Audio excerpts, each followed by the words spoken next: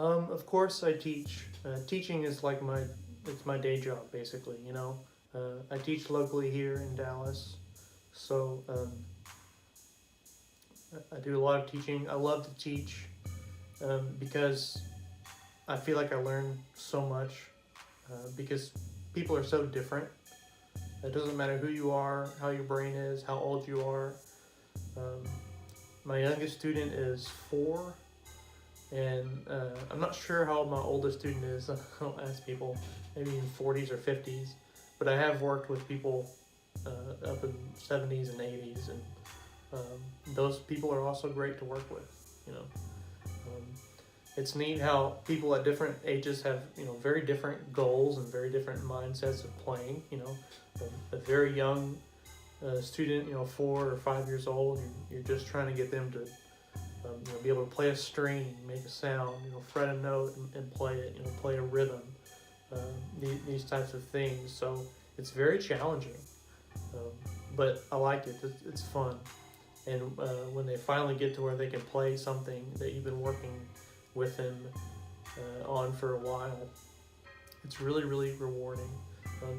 I learn a lot about how people's hands work. I mean, I only have my set of hands, so as far as how hands work, it's like I know how mine work, but nobody has hands like yours. Everybody's hands are different, so it's really good information for me to see different things that work for different people.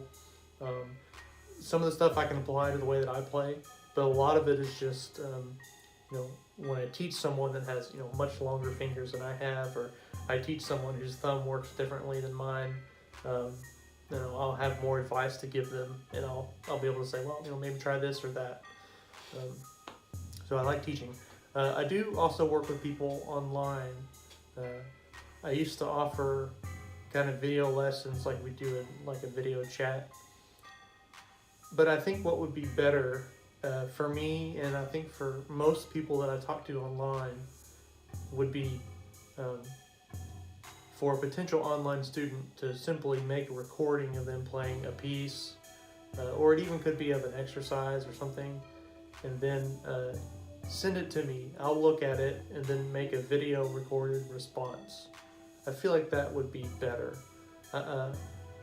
My online teaching is just sporadic.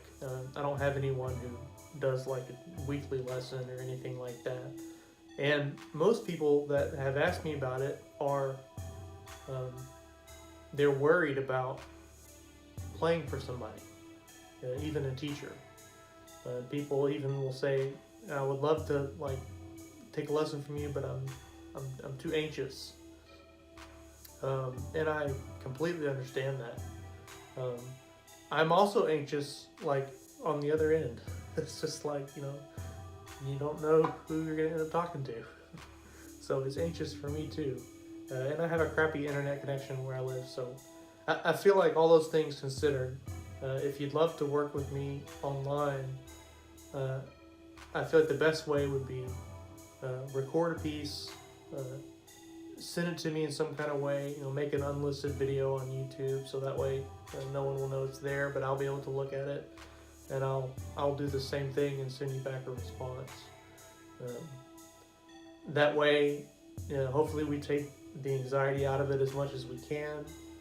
And in my responses, I'm certainly not looking to tear anybody down. I'm looking to build people up. Doesn't mean I won't recommend things that will be different, but that's always the goal. It's never to say, well, good try, but you don't know what you're doing. No, I don't know what I'm doing, so I don't have any right to say that. I would be looking for things that you already do well, things that seem like they feel natural to you. Because I would always suggest that, you move toward those things. Kind of that's like the way that you play. And then, of course, I'll be looking for little things that it's like, well, here's an exercise that might make a certain technique feel more comfortable. If you get a finger more into shape, or a move more into shape, it will feel a lot better when you play this piece, or it will come in handy for all the pieces that you're going to play, in your life. Or, of course, there will be new things that I recommend. But it will only be on the basis of how do I help this person. And I completely understand that whoever I'm working with is not me. That wasn't always the case. So what I will not do is say, here's what you should do because that's what I did and it worked for me. First of all, the jury is still out. Did it work for me? Those are the kind of things I think about on a daily basis. The second thing is, you are not me. I'm not you. And so we shouldn't do the exact same things when we play our instruments. But I would be certainly more than happy to listen to anyone's playing and, see if there's anything that I can recommend to them to try or to build their technique or their musicality or their creativity. And just, and helping them be a more complete player, a more complete musician. And that's a really fun process.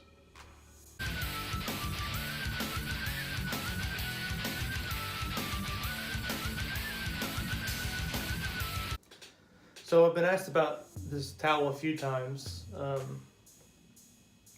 People ask about it or like to make jokes about it. This is just like one of those microfiber towels that you can buy, like at the department store, or even like dollar store. They have these. I use these so that they won't scratch the instrument, right? And the reason I put it here is these handmade classical guitars. I think all of them that I have this very thin finish on the back that they call a French polish, and it's just a very thin layer of some kind of lacquer, I don't know, and they put it on by hand. They'll like put a coat on and let it dry for like a day or something, and they'll put another coat on and wait another day. It's a very tedious process, but it's a beautiful finish. It's not the most durable finish, doesn't handle temperature changes or humidity changes very well. That's why when you see cheaper guitars, the lacquer on them is so thick you can see your face in the reflection. It's a good idea, and it's going to protect the instrument. But the thicker the finish, the more it's going to affect the sound. And with these very sensitive guitars, you don't want that. So this finish will wear the heat from your body for particular body types, like mine, where when I play, the back of the guitar gets hot. Okay, my body heat or sweat or whatever, it eats this finish. It literally eats it away.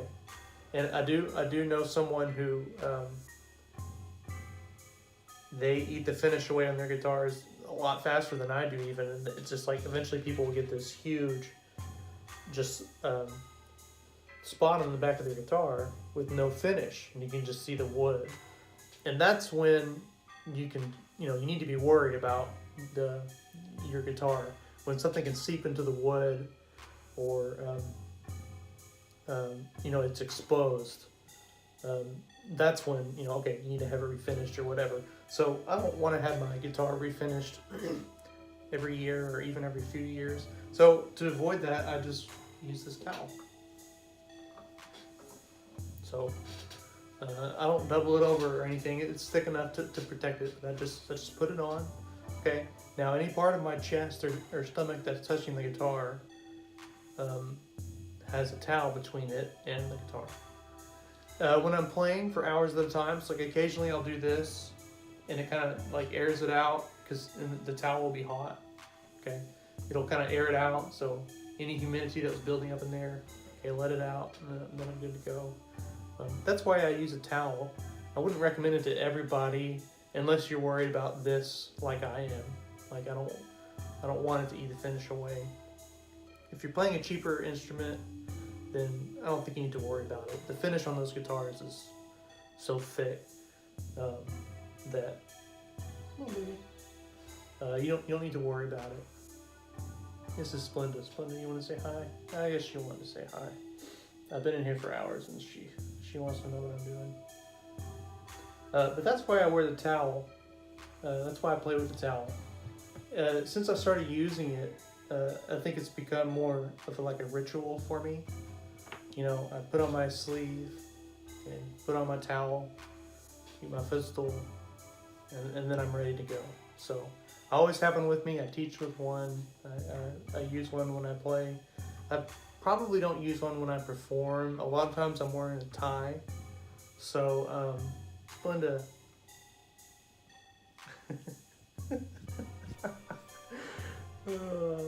Oh, this is great. I couldn't have planned that if I would have tried. Okay, are you gonna show them that? You gonna show them your butt? Okay. Oh, that's nice. Now they can see. She's just staring at me.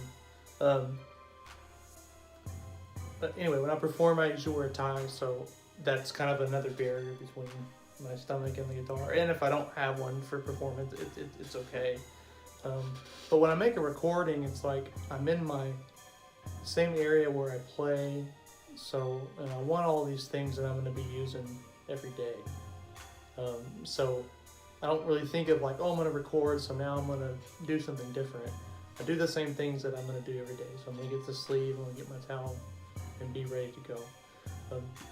So the reason is it protects the guitar from humidity and really damage in the long run.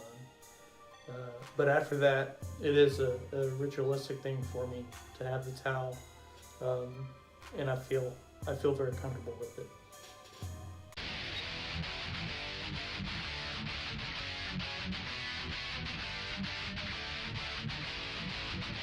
So this was a really interesting question. Someone asked, do you suggest learning music theory when learning the guitar?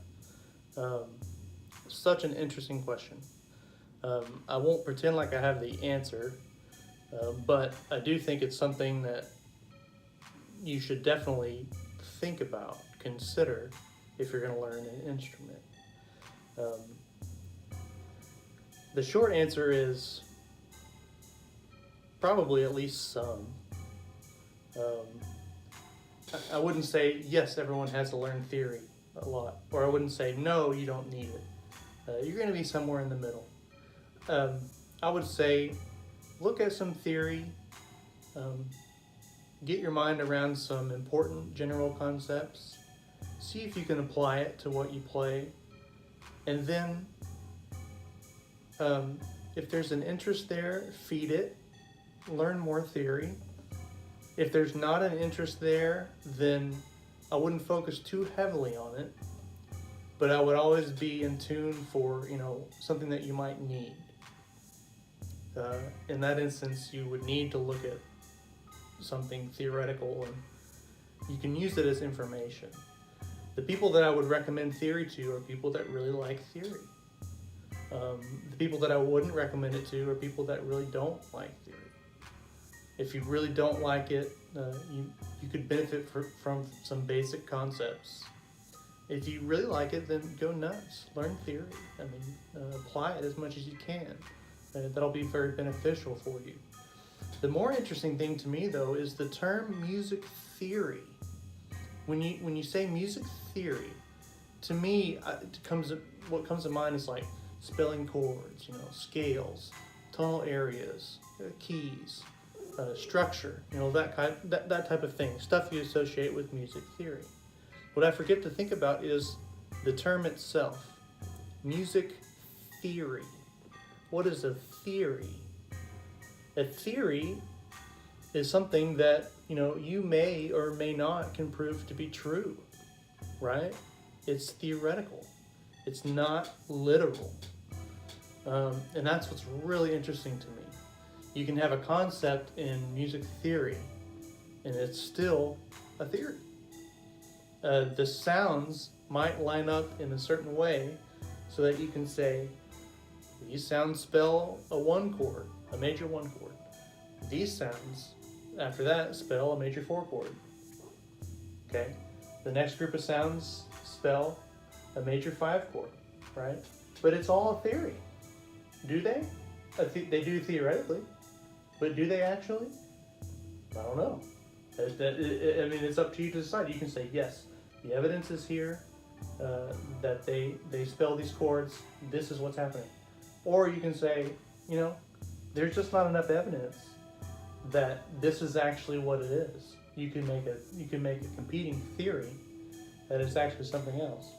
As you get a nice view of my cat's hindside. So I would think about what theory is and how you can apply it. I wouldn't learn it just for the sake of learning it.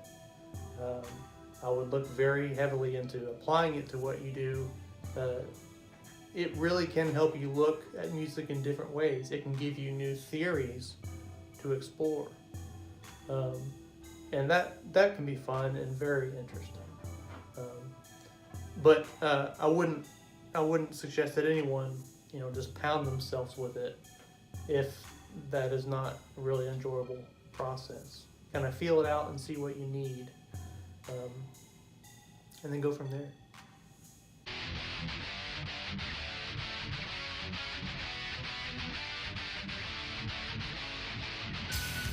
What tuning do I use when I play the guitar? I should have answered this question a long time ago, but it's a common question that I get asked, and it has a pretty universal answer, really, for the most part, which is I use standard tuning when I play. Classical guitar pieces are written in standard tuning, like 95% of the time. I've never seen a classical guitar piece that has like an E-flat tuning, drop down a half step. It's very common in other types of music. Maybe the reason is these nylon strings are so finicky. If I were to drop them all down a half step even,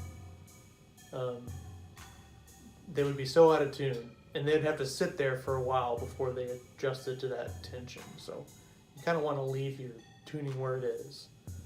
And also, the way that these guitars are built, they're built to play in standard tuning. So it would be an experiment to tune it down a whole step or a half step or a quarter of a step. But it's important to note, the piece of top wood here, the soundboard, is tuned specifically to play in standard tuning. So there's really nothing in my processes that wants to go against that. Are there people who are classical guitarists who use alternate tunings? Sure, look at some pieces by Andrew York. He loves to use alternate tunings, and there's other people. But you gotta have your guitar specifically set up for a different tuning. It's difficult to change on the spot. Of course, the exception is you have pieces in drop D, we'll say.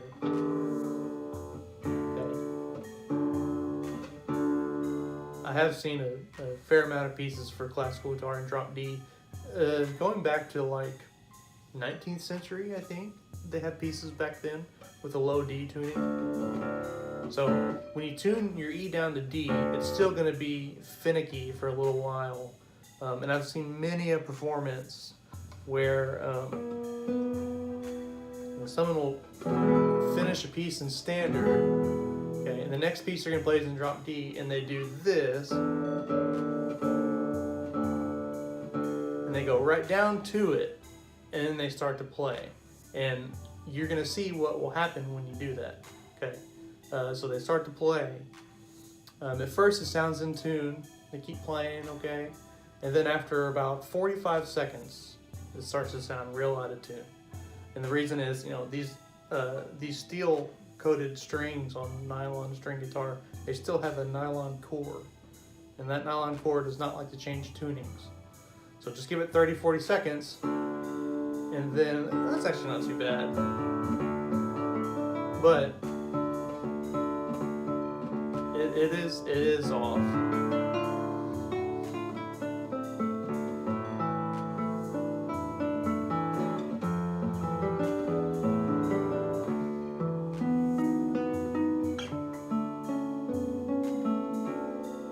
It's a little bit sharp. It's trying to go back up to E. And, if I gave it another minute, it would get even worse. So the trick there is go under the pitch, come back up to it. Give it a little bit more, you just pull on it a little bit. And then my teacher would say, before you start the piece in drop D, if you can stand it, tune that sixth string just a little bit flat. Because, still there's going to be some adjustment that happens in the middle of your piece. And I've taken that advice and it really works. That's the way that I would do it. That's something that never seen really talked about. Tuning from E to D, in the middle of a program. I've only seen people either do it well or do it with disastrous results. And the even harder thing about your sixth string slowly creeping out of tune is that it's hard to tell when it happens really slowly. If you hear a sudden change in pitch that's out of tune, it's easy to hear. But when it happens gradually, then you can tell, your ear's just going to go with it, and then it can be pretty far away from your desired pitch, and you might not even have a clue. For me, it's like sometimes I've got to hit like a particular chord, and then it's just like, oh, only when I hit that chord did I notice that it was out of tune. But it can be tricky. But anyway, all that to say, I only use standard tuning, which is E, B, G, D, A, E, or I'll use drop D, which is where you drop the sixth string down to D. And it will always be one of those two. I don't like to use any other tunings. For the reason that I mentioned earlier. Also, I like the common argument for alternate tunings is you can be more creative. You can play music in different ways on the guitar. You could do things that you could never do in standard tuning. And I agree with that. But I enjoy a set amount of limitations that you have to work with. I believe that to a certain degree, limiting yourself brings out a different aspect of creativity. This isn't something I made up. It's something that I picked up on other people saying. Such as, I was watching a documentary on the Beatles, and they were talking about, by the time they got to recording Sgt. Pepper's, they were just using tracks upon tracks upon tracks, all this layering and stuff. And they said, I forget who was saying it, someone in the group was saying when they look back, they really admired their earliest recordings because you had 4 tracks and you could bounce them, take 2 tracks and move it to another one. But you could only do that a couple times before the level of hiss in the audio started to be audible and really too much. So they only had maybe 6 tracks to work with total, something like that. And they said that made them be focusing on the bare bones of the music and getting the basic things where they need to be. Really brought out a lot of creativity in them to make that happen. Okay, it's a really interesting concept. Whereas you might think, well, if I have 500 tracks to start with, I can be the most creative. It depends on how you look at it. What about you have 4 tracks to say what you need to say? So make it as important as it needs to be, but you can only use these 4 tracks or 6, whatever. That to me is pretty interesting. So that's how I think of tuning. You could tweak a string and make something much easier, or you could play in a different key if you just change the strings, okay? Change the tuning, and you can always do that. But I like to work with it as a fixed limitation, at least today. I might change my mind, okay? I'm free to change my mind. But I like to look at it as a limitation that you have to use to be creative. You have to use its aspects, it's fixed. What are all the different ways you can look at that? Plus, you get so oriented with the fingerboard without changing the tunings all the time. Okay, you might get oriented to something else if you change the tunings, but over the years I've noticed orientation to where the notes are on the guitar is really beneficial, right? And it's not anything that's just every day I say, oh, this is a B, this is a C. It's just when you play a bunch of different pieces of music, you find common shapes that pop up over and over. Moves, you know, if you go up a third, minor third, you go up a half step, whole step, you know what that feels like. Intervals across strings, okay? All the scale practice that you do, those moves become very familiar, and when you see something new, you can latch onto it quicker. So, anybody who wants to experiment with alternate tunings and is into it, I think that's cool. You know, go nuts. For me, I'm either going to use just standard tuning, or occasionally I will use the drop D, tune the 6th string down to D.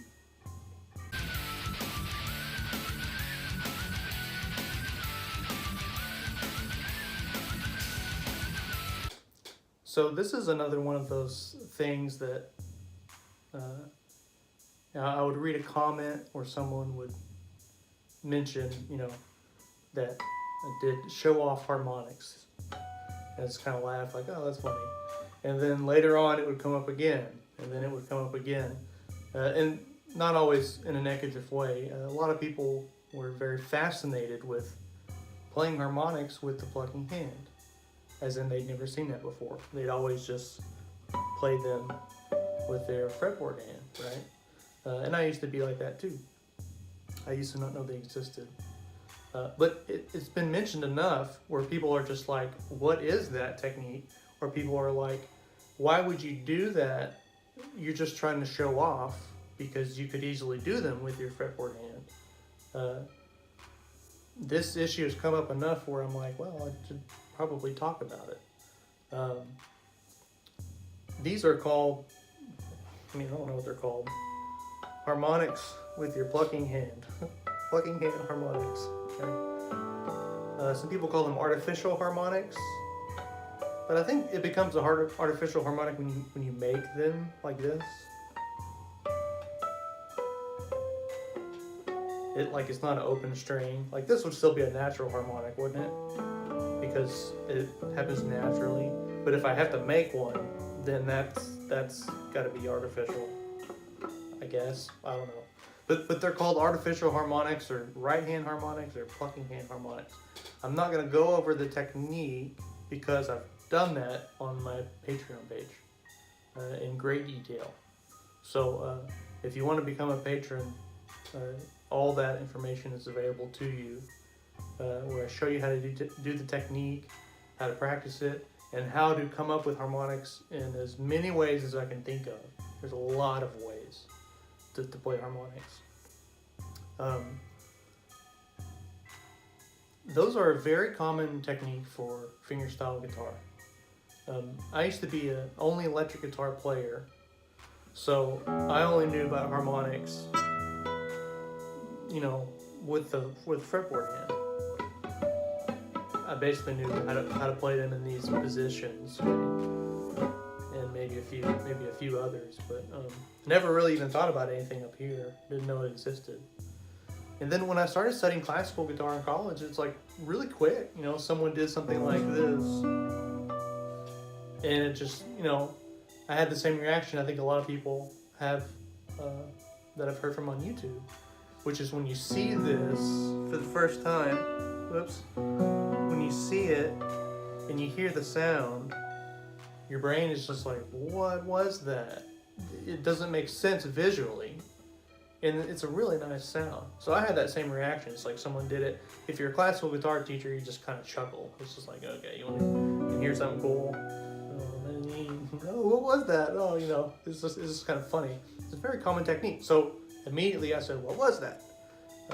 And the person explained, okay, I'm touching it here to create this 12 fret span, okay, and then I'm going to pluck it with a different finger, okay. Very common classical guitar technique. You're gonna see it a lot. Anytime that you hold out a chord in the harmonic as part of the chord, it's probably got to be with your right hand, okay.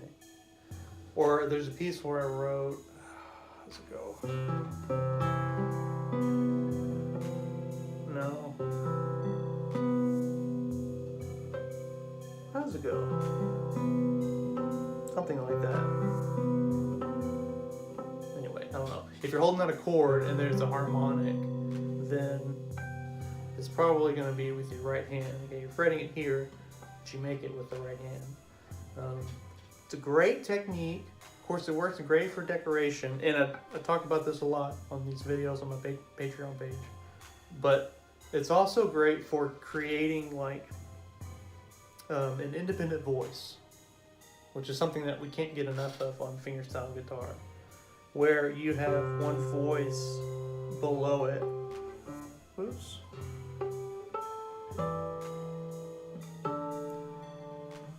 And you have another voice in harmonics. How does this go?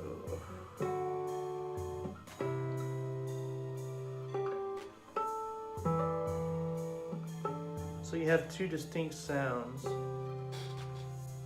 and you can really use harmonics to create their own voice. Okay. Now, that's what it is. Now, when people say, how do you make, visually, sometimes it looks like you're just pointing to it. So people say, how do you make the note by pointing to it? And that's how, okay, you're plucking it with another finger. I've also been asked many times why I chose to do them with right hand instead of left hand. Usually I'm asked this question in this manner. Why are you showing off? You know, your show off. Then it comes up here in this part of Metallica's Sanitarium.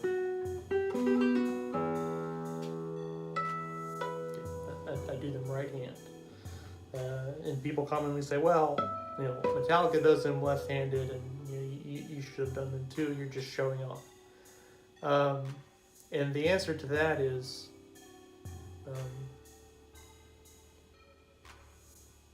when I do them, they sound differently. And I've tried to answer this on some comments, and you have to, I guess, be open to this viewpoint that they could sound differently, and you have to be open to the fact that sound choice is the only decider. Typically when I say this, the same answer, but the response I get is not a response that's open to either of these things. The only reason why I would do a harmonic with the right hand instead of left hand is sound choice. There's no other reason. There's no showing off that it doesn't exist in sound choice. A show-off technique, in all likelihood, will not be the best technique for executing the sound that you want in almost every scenario that I can think of, unless your goal was to show off in that moment. Then I guess your technique should reflect that, if that was your main goal. But if the main goal is sound choice, then showing off doesn't exist. And the ironic part of this is, yes, it was more difficult to play them right hand. I made basically one mistake in that Metallica medley. It depends on how you define mistake, because I could point out several spots that I wish weren't quite so rough. But the one noticeable mistake, audible mistake that I made was when I was doing these harmonics right-handed, which people also just love to rail on me about. Haha, you tried to show off and you screwed up. Yeah, it would have been safer to do this. But this sound was not what I wanted there. I chose this sound. Oops. This sound, to me, it just was more appealing. This sound was a little bit heavier and a little bit clunkier, and this sound was more delicate and just prettier. So I chose it. Right? No big deal. And I screwed up. But the screw up wasn't based on, I'm going to do something fancy. It was based on, this is the technique I need to execute this sound. And when I screwed up, that's just me being a moron. That's all that is. But it's interesting.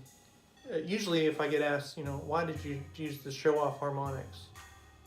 That mindset is already very firm, to whereas I couldn't possibly explain why. And I would be surprised if anyone who asked me that in that way would even watch a video like this. I'll bet money that they wouldn't, because they already know the answer. But what they think is the answer. The real answer is it's always motivated by sound choice. Anything that I'm going to record, that I'm going to play, I'm going to try out all the options. When I do these, they do sound different. If I use a different finger, if I do them left-handed or right-handed, if I do rest stroke or free stroke, if I use a different plucking hand finger here, okay? They all sound different. So I'm going to choose the one that I think fits the best. And in performance, I'll try to execute that technique best I can.